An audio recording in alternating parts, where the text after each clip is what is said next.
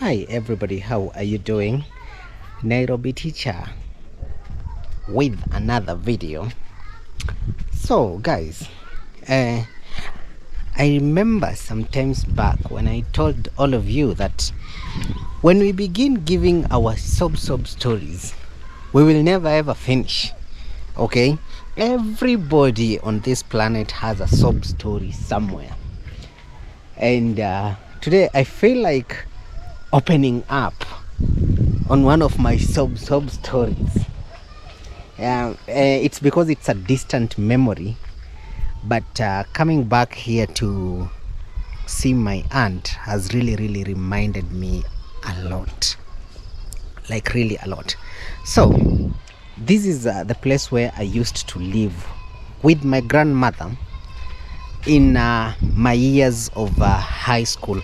Okay, finishing primary school and then eventually high school. So this is from here to here.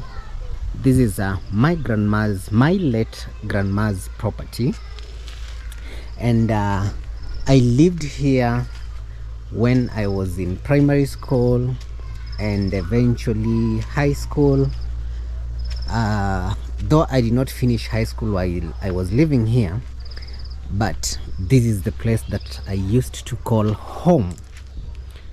Okay, this is the place that I used to call home for very many years, and mostly it was just me and my grandmother.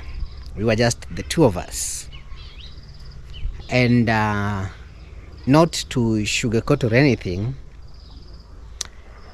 I was my grandma's favorite. Okay, like I was literally my grandma's favorite. She has very many grandkids, very many grandkids. If I try to count, it could be maybe 30 or so.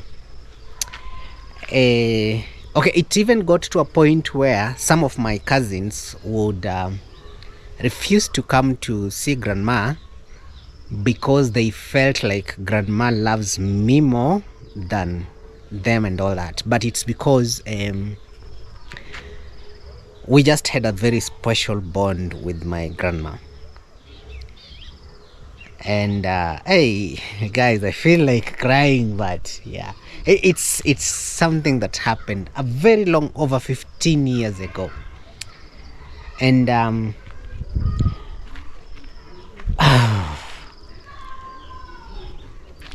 my grandmother passing was one of those things that really did hit me so hard, because of the bond that we had together. And not just that, but I was really frustrated when she passed, because she never got to see me after I have at least become something in life, you know. So that is what really saddened me so much. So me going to high school, it's a another very long, intimate story. Me going to high school, it was a miracle. Me going to high school, it was a miracle. Okay, first let me just get this one out of the system. As we are talking, guys, in my entire family, my grandmother's side, this is my grandmother, my mother's side. So when I'm talking about this, I'm talking about my mother's side. In my mother's side, I was the first person to go to finish, not to go to high school. We had others that went to high school but never finished, but I was the first person to go to high school and finish high school and go to campus. I was the first person now in my entire family, like this side of my mother and my father's side also, to go to campus and finish.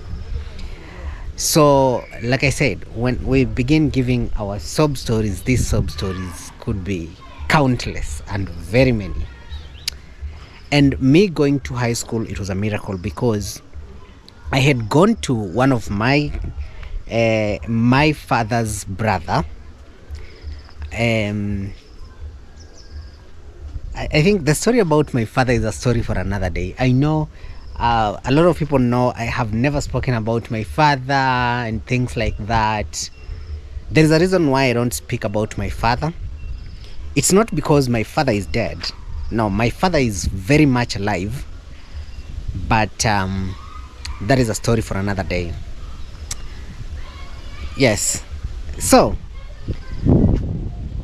I went to my father's brother and my father's sister, who were financially capable at that time to take me to high school after completing primary school with very many marks. I was supposed to be admitted in one of the best prestigious school in the country because I had scored 368 marks. That was a lot of marks, I'm telling you. That is like it was because that is like I think it's like a B plus. Yes, it's like a B plus.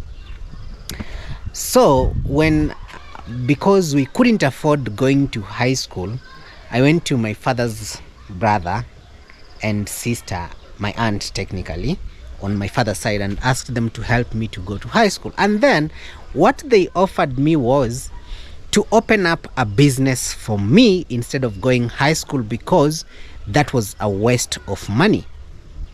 So I really became very frustrated, and now I came to my grandmother. Now this grandmother, that she's no longer there. This is the house that she used to live in. We used to live here. Yeah. Then I came to this grandma and I told my grandma, you know what, grandma, it's this and this and this. Okay, my grandma used to live not here before this property was purchased. This property was purchased by my uncle, who is his son, to come and start now living here, because we were living in town, at the center of town.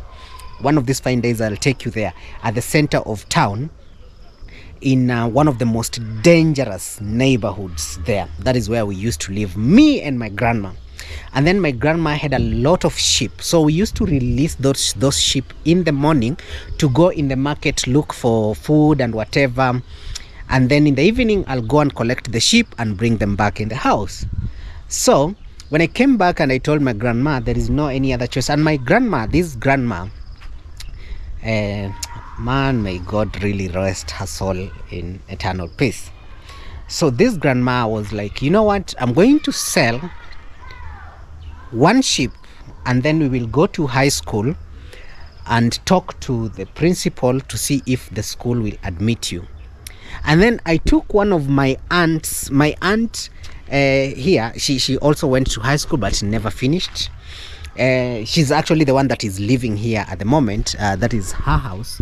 So I will not be showing you the inside of my aunt's house, because I would love to let it stay that way. So that is my aunt's house that was constructed. That is where she lives now, my aunt. This is technically my uncle's property, but my aunts live here. So what happened is that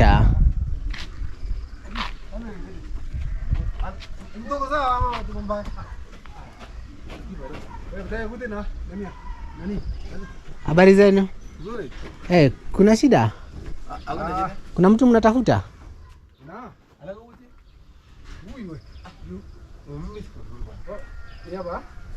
Mnatafuta nini? Si hapa ndugu, mmekosea. Okay, sawa. Haya, sawa. Haya.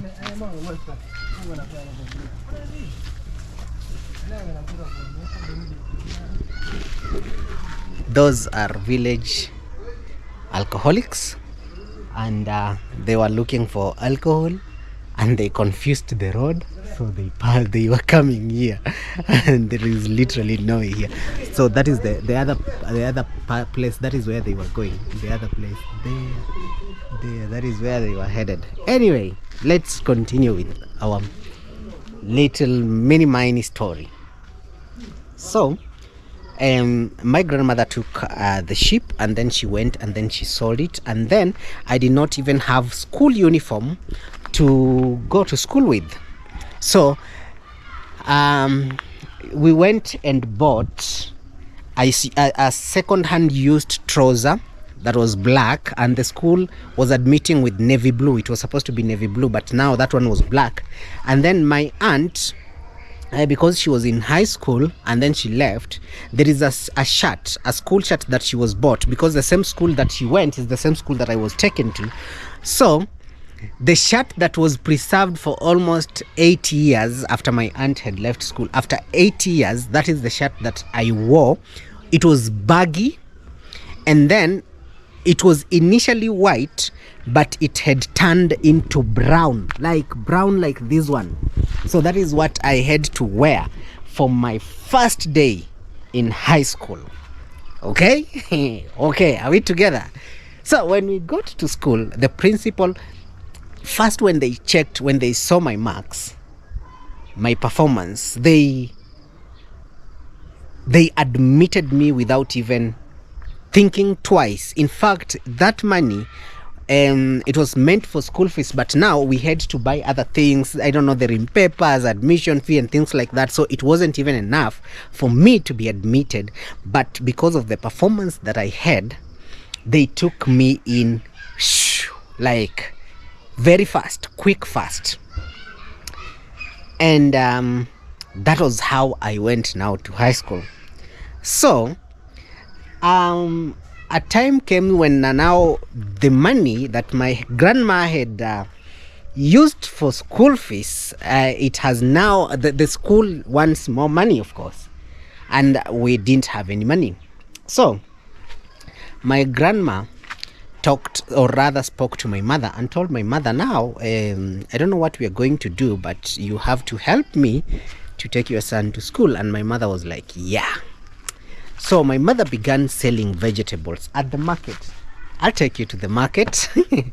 At the market. And it was a very hard moment for my mother to sell vegetables at the market. Okay, this is the reason why it was a very hard moment for my mother to begin selling vegetables at the market. It's because about 4 years earlier, prior to me going to high school, we used to be very, very, very well off. You understand? Like really well off. Me, my family, my dad and all that. Well, not me, my family, basically my dad, not my family, but my dad used to be very well off. And then things usually fall apart, and things fell apart, and then we crashed. You understand? And that is why when people talk about politics, I'm usually against politics so much. Like really, I hate politics with all my heart. I really don't like politics. And there is a reason when I said, I remember there was a comment that I said when the retired prime minister died, and I said I don't feel nothing. And some people were, oh, auntie, you're very insensitive and all that. No, I wasn't insensitive. It's because I know what 2007 did to my family. So please don't tell me about being insensitive. Don't tell me. The violence affected me directly. It affected our family directly. We lost everything that we had. We came from being the top to down to nothing. You understand? We were at the top of the food chain in this town. When you asked about my father's name, you will be told. But after post-election violence, everything crumbled. So it was a very difficult moment for my mom to now start selling vegetable.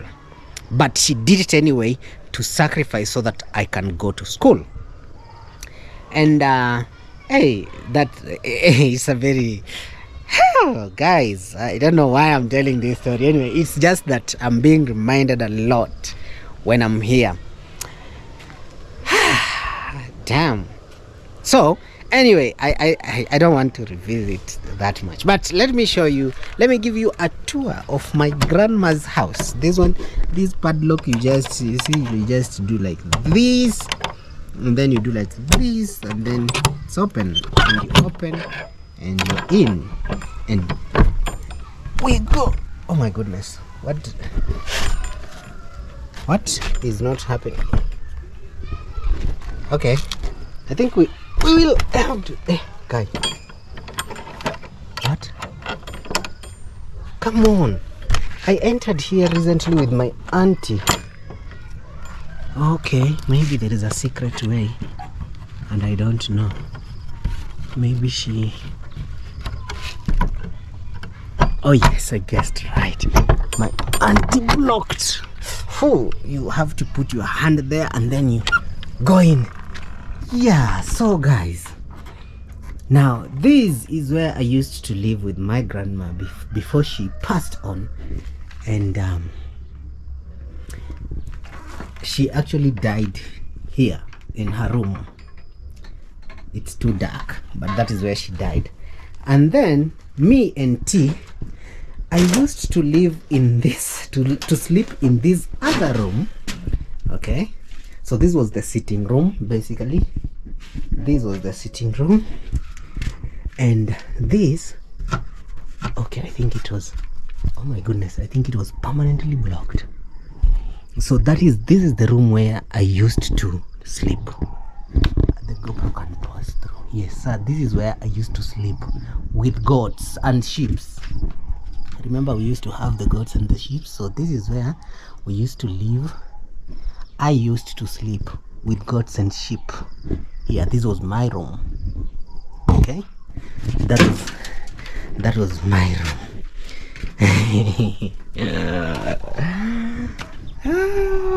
This reminds me a lot, guys. This has taken me, oh my goodness. So okay, and then I put the stone that my auntie had put so that nobody knows. Oh, I didn't. Okay, I'll lock some other time. Yeah, so this is the room that I used to sleep. I think I could have easily done like this. Locked.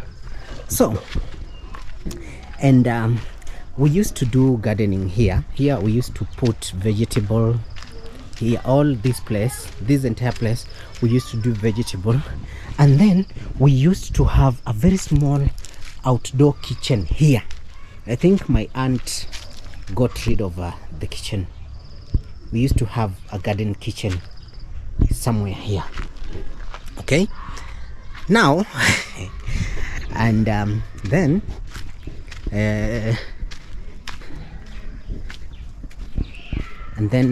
this is where we used to also have another garden kitchen, garden kitchen, whatever comes first. So here we used to have another garden or kitchen garden where we used to plant vegetables. You can see even my aunt has planted vegetables. These veggies are very nice. In fact, they are my favorite veggies. These ones and these ones are called managu, and these ones are called musheveve. I don't know how the pumpkin leaves.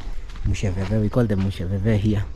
Okay, and then right here is where the washrooms were, still are, right there.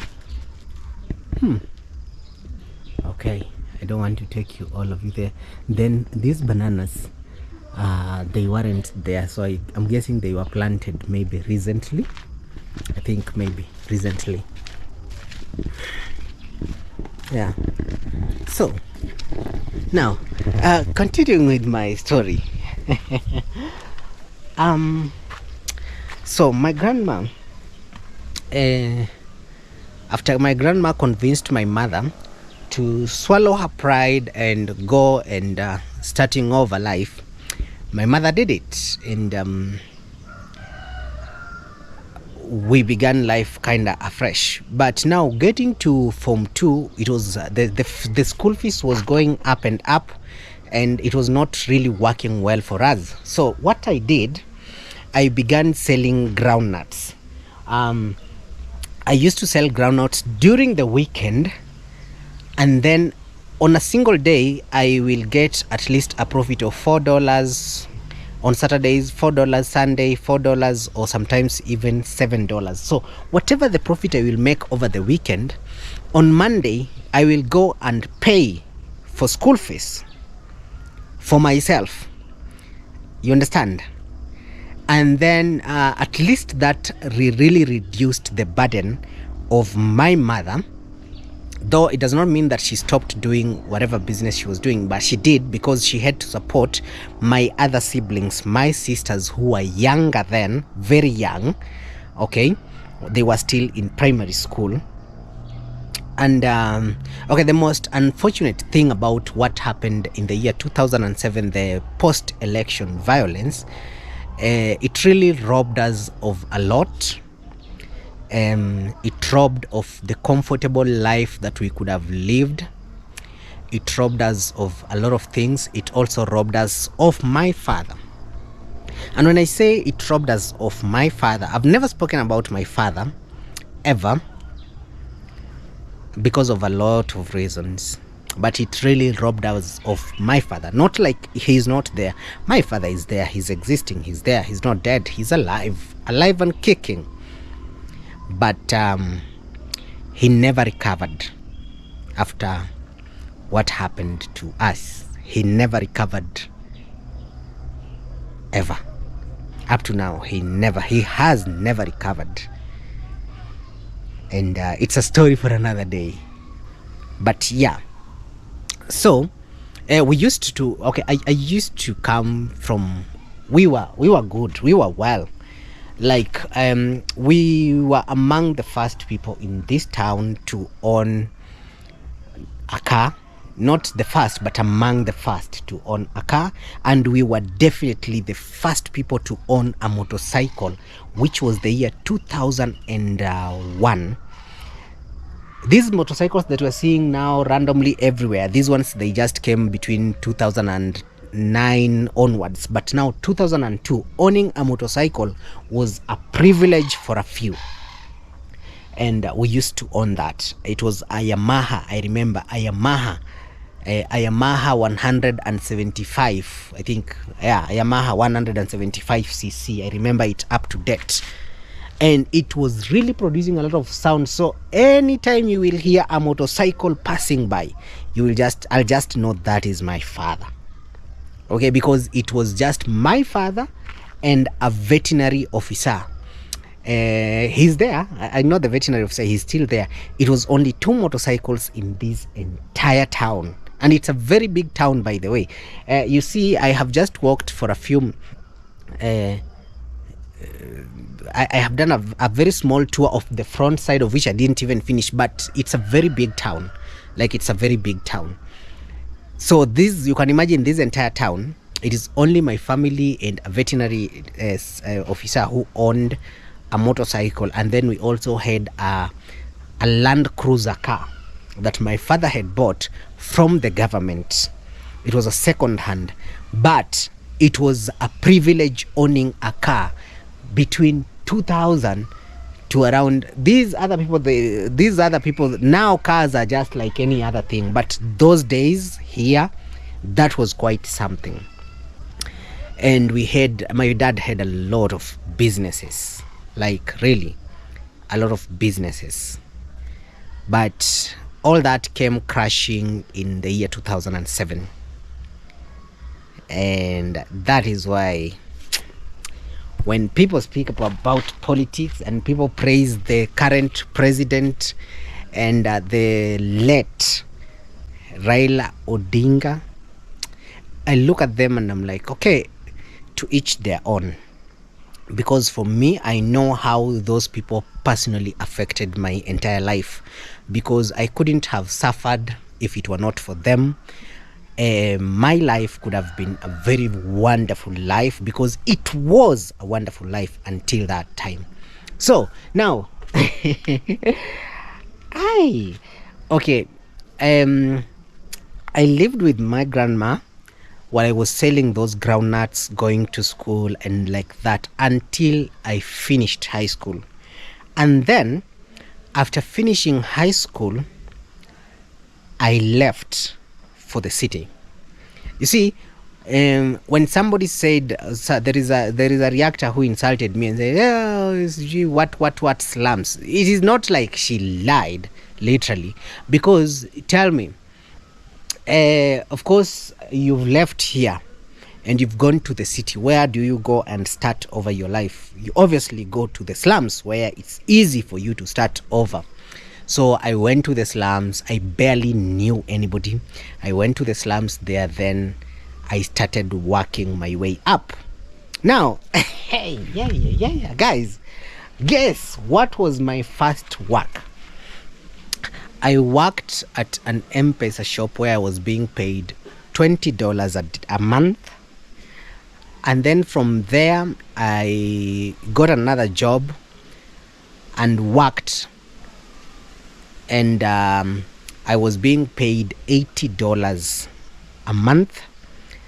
And then from there is when now I started taking myself to campus. You see, unlike other people who have been taken to campus by their parents, by their siblings, by well-wishers and all that, for me at that particular moment, there was nobody to do that for me. You understand? It was just me, myself, and I. And I was always at that moment, even when I was in the city, in the slums, one thing that I kept on asking myself and thinking is,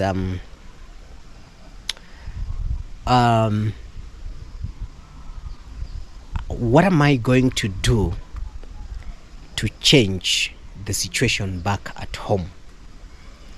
And the reason why I kept on asking myself that, it's because I knew there is no way out for me here if it's not education. Okay? I knew the only way I'm going to get out of this is education, because at least for my father, he didn't have that. He does not have that education. My mother too.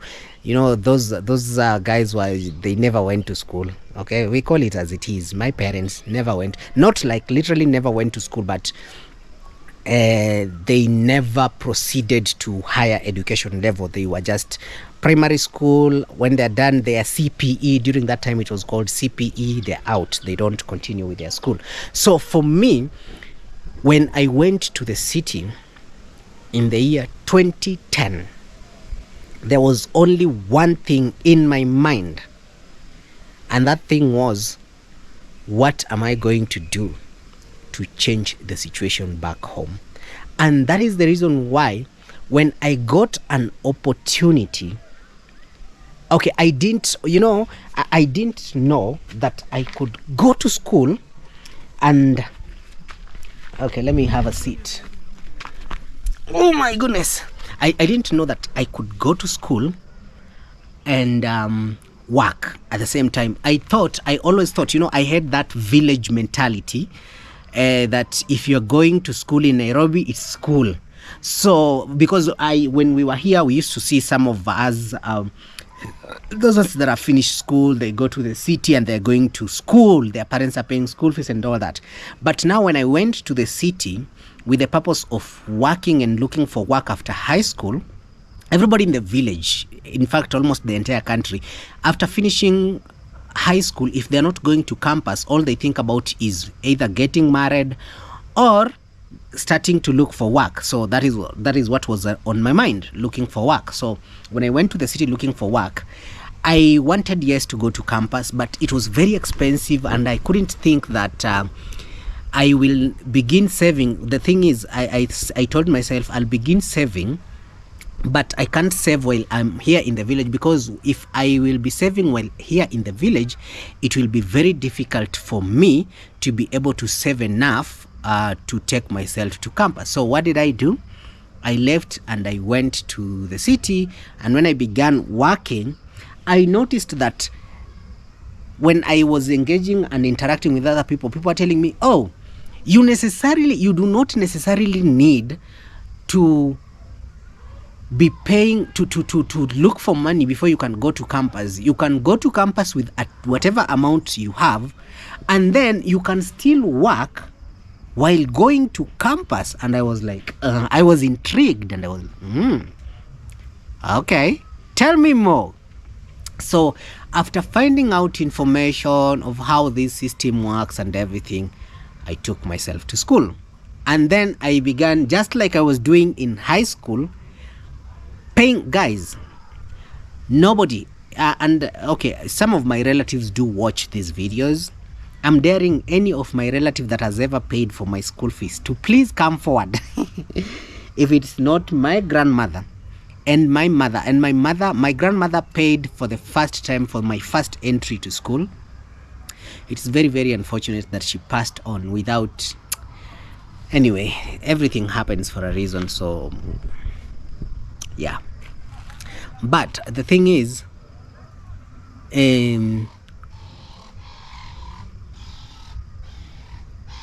this life, it's about your determination. One thing I realized about this life, it's about your determination and what you want to do. So when I went to campus, I was working, going. Sometimes I would even refer semesters. I will not go to school for almost an entire year because of school fees, because you're now juggling within living in the city, working, eating, rent, and all that. So it was really not a very nice moment for me. And there is nobody that you can call for support at home, because home, it was another story. You understand? Home, it was also another different story. This home, in fact, they will call you. My dad, my dad once now visited me when I was in campus. He came to the city. He was visiting a friend in the city, and now he decided to pop in to visit me. So he didn't know that I was going to school. I never told him, because he never bothered immediately. Okay, not immediately. He never. He just used to see me going to high school and all that. He never helped in any way. Okay, I really don't blame him that much. But sometimes I usually blame him for giving up. Understand? The blame that I usually blame him of is giving up. He gave up. After what happened, he gave up. And as a man in this life, the worst thing you can do is to give up. So I usually blame him sometimes for giving up. But again, I do understand him. Though we are not that close, me and really, we are not that close. Not like we're not enemies or anything, no. But we are not that close, because after everything crumbled, he kinda decided to spiral downwards instead of looking for a way up. So if you know, you know. So when he came and visited me and saw me in campus, my dad was one of the most proudest people I have ever known. You could think he's the one who took me even to high school, and he's the one that is paying school fees for me in campus. But again, you know, one thing that people should understand, yeah, is that blood is thicker than water. And no matter what, yeah, you understand, no matter what. So I couldn't help but be happy with him, because of how happy he was for me and how proud he was of me, you know. Hey guys, hey, yeah. What are we doing? What are we doing today? What are we doing with this? So the thing is, that is now. Anyway, after all said and done, I don't want to go into nitty-gritty details, because it's a lot. If I decide now giving from the beginning to the end and everything, guys, it's crazy. Okay, it's really, really crazy.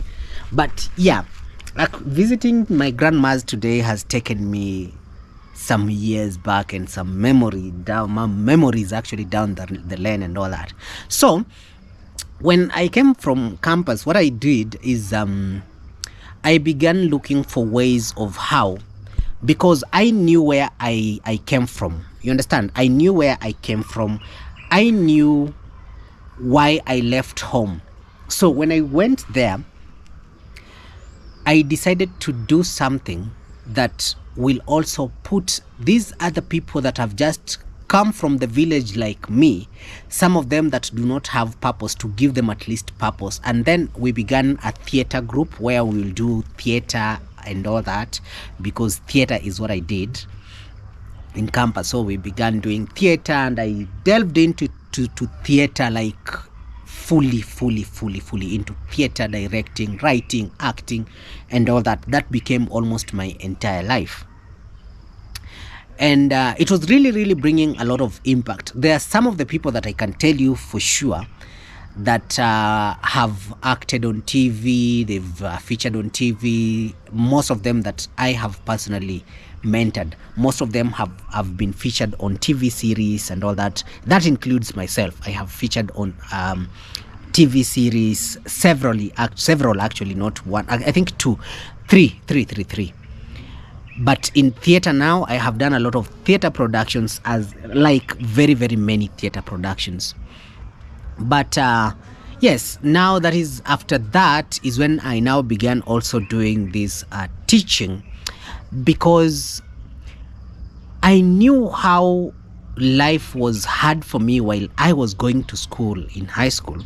So, and I knew that the only way I can change my life is through school.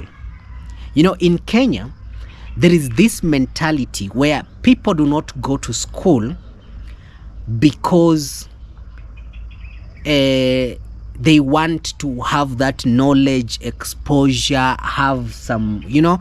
In Kenya, there was that mentality. Now, people go to school for exposure, for knowing things and things like that. But during our days, it's funny now that I'm saying our days. Oh my goodness. But yes, during our days while we were going to school meant only one thing: to get a job and get a good life. So when I began teaching these kids in the slums, my purpose and my aim was so that they can also one day be able to also change their home, change the places where they are coming from, because the life that I lived in the slums were really not pleasant. You know, like, it wasn't really a pleasant lifestyle. You understand? It wasn't really a pleasant lifestyle.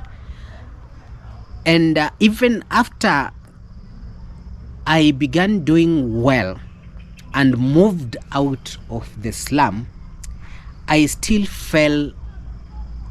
had some attachments to the slum, not because I wanted to live that kind of life, but because I wanted also to help those people that are living that life to be able to transform their life so that they can get out of the slums and come back to also change the slums. Are you getting the point? Yes. Oh goodness, that is quite a story. And ladies and gentlemen, if I begin telling you these sub stories, like I said, okay, it's really a lot. But for me, this is a story of resilience. This is a story of not giving up. This is a story of knowing where you came from, and a story of knowing what you want in life. You understand? And the reason why I am telling this is that at least it doesn't matter where you are. It doesn't matter what you do. In this life, you never know about tomorrow. But in case tomorrow happens, the question is, how are you going to handle that tomorrow? And you are the only person who can decide what you want your tomorrow to look like, despite the fact of where you are coming from. So when I see some people saying, oh, I went to school with slippers, we used to walk bare feet going to school, please donate 20 shillings, I never went to school. This is who am I talking? I'm talking about tomorrow. I used to went to school bare feet, I never. Bro, You went to school bare feet and there was somebody who was paying for your school fees. Me and T, I was literally paying for my school fees. And we don't come here and cry and cry and cry and cry and cry from morning to evening, from Sunday to what? We wake up. You know, the best thing in this life is if you show this life that you are a weakling, you cannot survive. And that is why for me, I usually put out a strong face. Why? Because I was taught, or rather I taught myself being strong from a very young age. You can imagine somebody in high school paying for their own school fees. I was barely 14, 15 years old and I was paying for my school fees. Okay? That is what we call resilience. And that is why no matter how much people try, it's very hard to push around somebody like me. Okay, that is why I usually say, bana, like for me, even if you decide to take this channel down or do what, I know what down looks like. I have been down my entire life and I always do one thing: find a way of getting up. So for me, it doesn't matter how many times I fall down. What matters is, do I have the zeal and the will to get up back in the wheel and continue driving the seat, or am I going to sit there and start wallowing, pitying myself, empathizing, sympathizing? Of course, we know we have those situations where you can empathize, sympathize, cry, do whatever. But at the end of the day, if you decide your tears to define you, that is where you're going to stay for the rest of your life. That is why I cannot be scared with people. Oh, you will go to jail. Oh, please stop doing reaction videos. Your channel will go. We will delete the channel. Oh, we will do this and that, and then your channel will be... Bro, this channel can even have 0 subscribers. And I can start over. And I will start over and I will come back like I never left. You understand? I know what it means to be down for a lot of times and a lot of years and all that. Actually, the only time that I and T enjoyed a luxurious life was when I was maybe between when I was born and when I was about...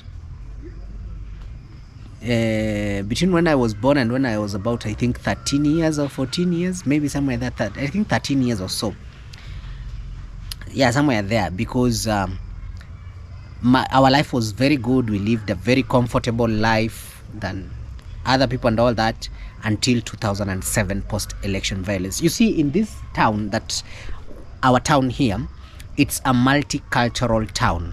It's a town that comprises of a lot of tribes. And as you know, Kenya is a very tribal country.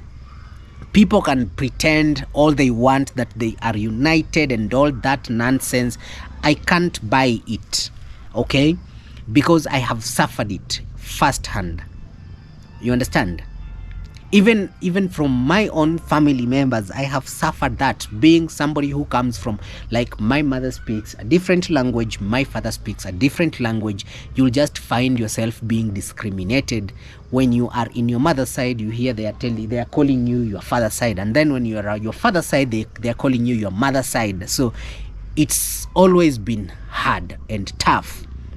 And this country is a country where it is just a tribalistic country.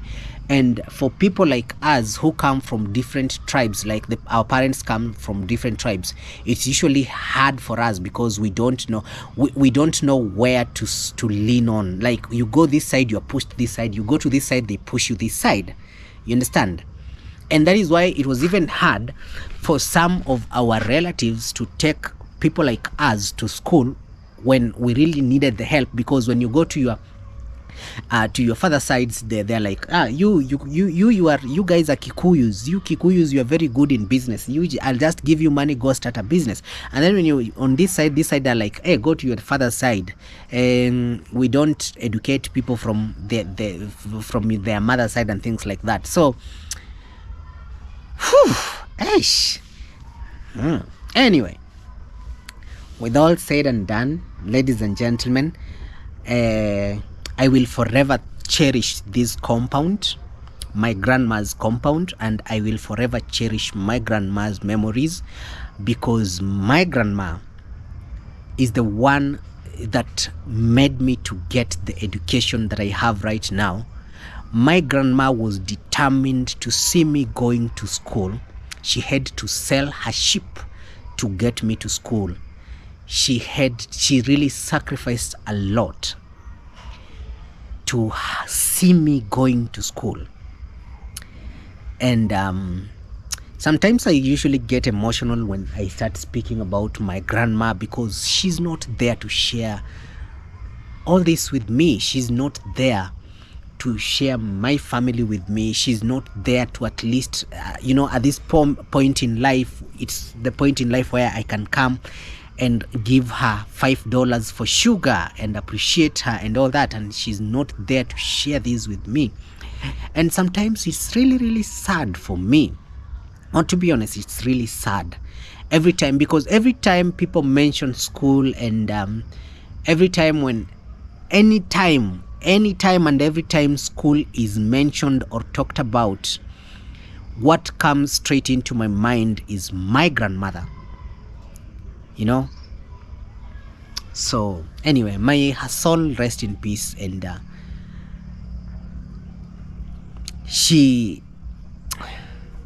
and by the way, my grandma never went to school, but she knew how to speak English. She would read her Swahili Bible. I actually am the one who taught her to read the Swahili Bible. She used to have two Bibles, Swahili Bible and Kikuyu Bible. Okay, and then she would read this Kikuyu Bible. So I began when I was every time I come from school, I'll come and then I'll begin teaching her Swahili slowly, to read, how to read Swahili Bible. And then eventually, I don't know who taught her English, but eventually I remember there was a time I came during one of the long holidays in campus, and then my grandma would proudly come and hug me, and then she'll begin speaking to me in English and telling me, hey, I know now you are an educated person, so I began educating myself so that we can match the energy and all. Damn. Anyway, it is what it is, but yeah. May her soul continue resting in eternal peace, and I'll forever love my grandma. I do still have one grandma. She's my grandma from my dad's side. She's there. We talk. I support her and all that. And she also loves me. Okay, she also loves me. And I can also say that yes, she does love me than all that. Not than, actually, I think she has four grandchildren that are her favorites. That is me, and then there is my cousin, and then there is my sister, and then there is another cousin of mine. We are four. We're kind of like her favorite grandkids. And thing is, I love her. I don't hate her or anything, but I don't feel the same way that I usually felt with this grandma.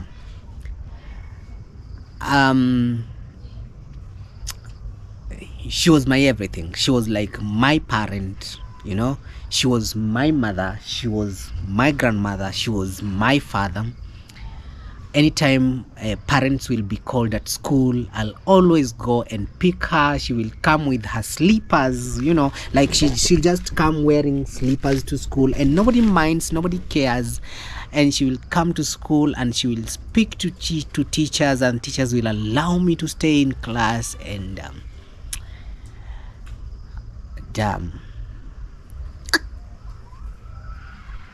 Anyway, thank you very much for everybody that has watched this video up to this point, and I really, really do appreciate you taking the time listening to one of my grandma's sob stories and my sob story, and knowing that This is where I grew up. So this is where I'm saying this, and I'm saying this with pride. Okay, I'm saying this and I'm saying it with a lot of pride in my heart and soul, because every time I see this place, this is where my greatness came from. This is the journey that took me to high school. This is, you know, and I'll forever thank my grandma for that. Forever, forever. Anyway, thank you. Bye, and see you in the next one.